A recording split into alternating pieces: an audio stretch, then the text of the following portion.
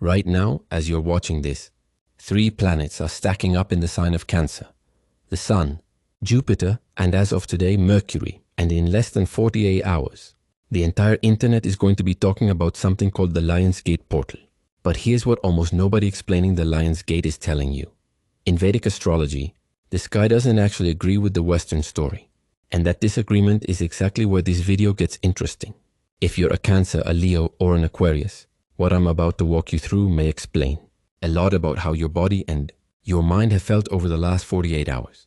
Here's what's actually happening overhead right now. The Sun has been transiting sidereal Cancer since mid-July, and it's going to stay there until August 16th.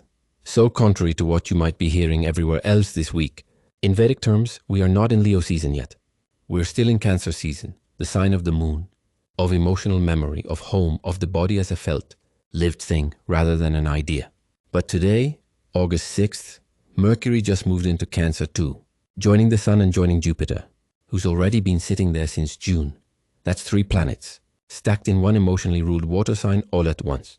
In Vedic astrology, we call this a stellium, and stelliums concentrate energy the way a magnifying glass concentrates. Light, whatever house and sign a stellium falls in, becomes the loudest room in the chart for everyone, no matter their own sign. Meanwhile, there's a second story running underneath this one.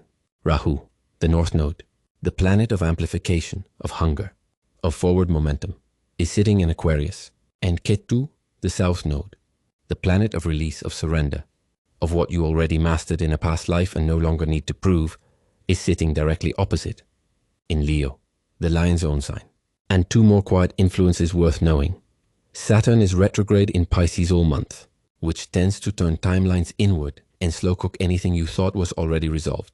And Venus is debilitated in Virgo, meaning the planet of love, pleasure, and ease is operating from a place of self-critique rather than flow, which for many people is showing up as a nitpicky, perfectionistic energy around relationships and self-worth right now.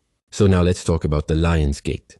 If you've spent any time on astrology content this week, you've probably heard that August 8th, 8/8, is when the Sun in Leo aligns with the star Sirius as it rises helically, right around the time ancient Egyptian tradition marked the flooding of the Nile, and numerologically, when the 8th month meets the 8th day meets an infinity symbol turned on its side.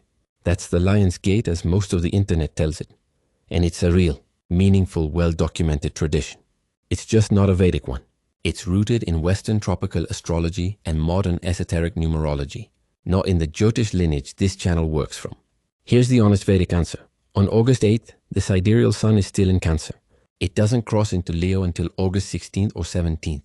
So if you're following strict Vedic transits, the Sun literally isn't in the Lion's sign yet on the day the internet calls the Lion's Gate. But, and this is the part that actually makes this year's portal fascinating from a Vedic lens, Ketu has been sitting in Leo all month. Ketu is the planet most associated in Vedic tradition with spiritual liberation, with moksha, with the dissolving of ego identity back into something larger. So, even without the Sun there, the Lion's own sign is already hosting the single most liberation-oriented point in the entire chart, on the exact days the world is calling a portal. That's not a coincidence I'm going to wave away. It just means the portal this year is less about golden, sunlit power and more about quiet, internal release, the mask coming off, not the crown going on.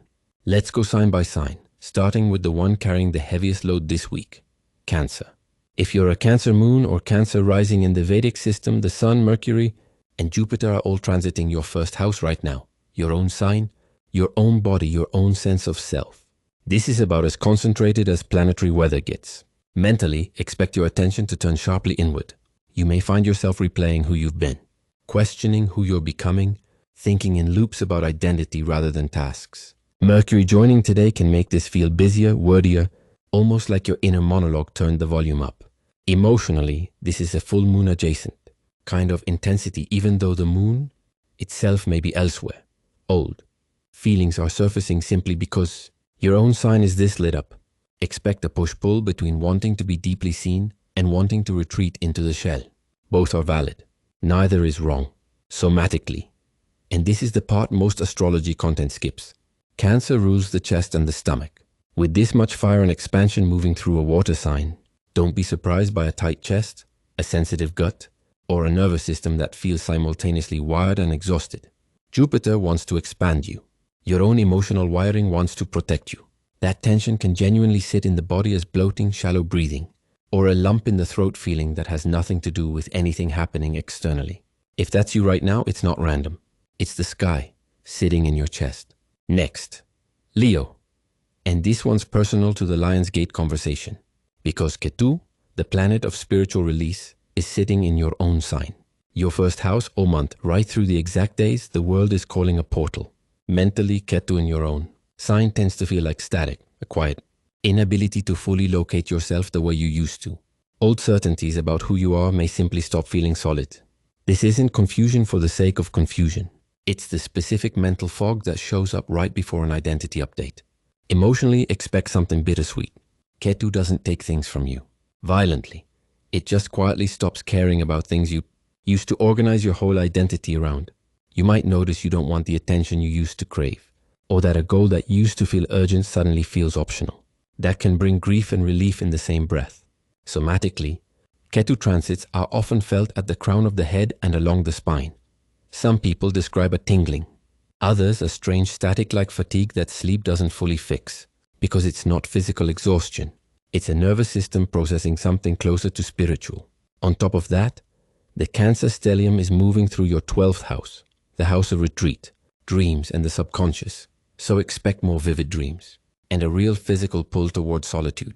If your body is asking you to cancel plans and lie in a dark room this week, that's not laziness. That's integration.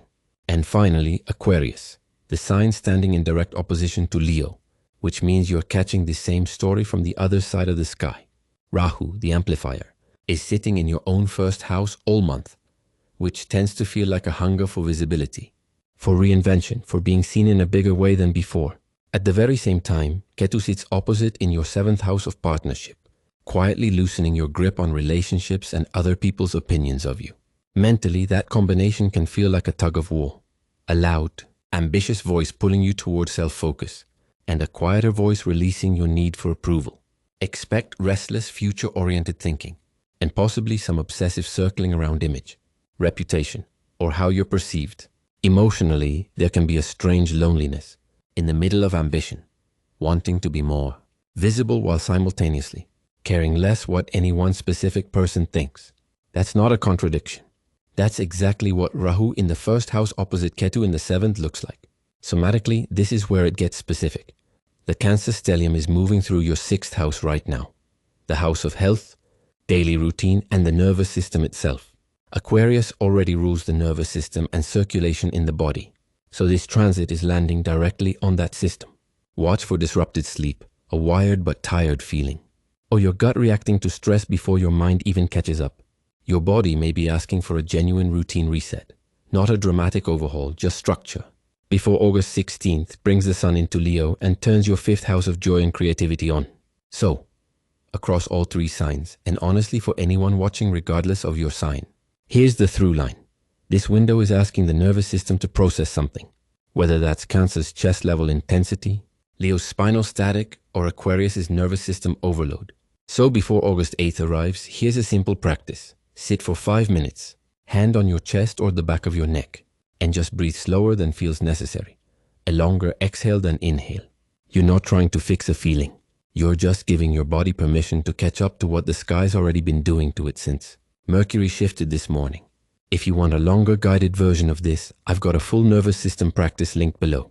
That's the sky for August 6th through 8th.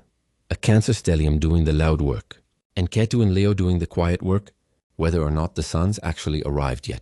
Let me know in the comments if you're a Cancer, Leo, or Aquarius, and what's actually showing up in your body this week. I read everyone. If this was useful, subscribe, because next week, I'm covering what happens the moment the sun actually crosses into sidereal. Leo on the 16th. See you then.